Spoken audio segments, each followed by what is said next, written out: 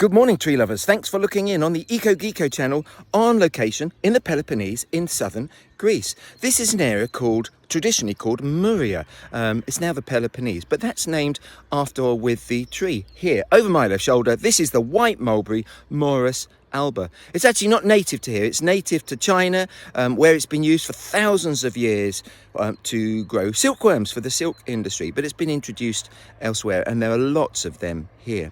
Now, the white mulberry is different from the black mulberry. Black mulberry really has black berries or black fruits. The white mulberry has white ones, but they're often also red, and you guessed it, also black. So it might not help you identify it at all. But what will help you identify it is the leaf.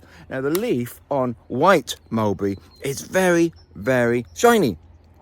And on the underneath side, you get no hairs at all, which is quite different. Very tasty. Quite different from the black mulberry. On older branches and older trees, the leaf is quite a sort of a heart shaped. But on younger branches, the leaves are very variable and quite interesting shapes. This one here is called a mitten shape. And this one is more of a symmetrical and multi-lobed shape. The fruit then only grows on the female tree. It's one of those interesting trees that has separate genders.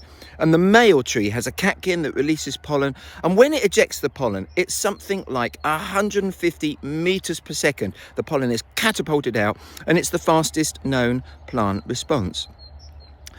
Well, I hope you're able to find one. You're not going to find them particularly commonly in the UK. There are some around in the London parks. It's a hangover from the days when James VI of Scotland, tried to introduce the silk industry to the UK, but famously he introduced more black mulberries, and the silkworms don't like that.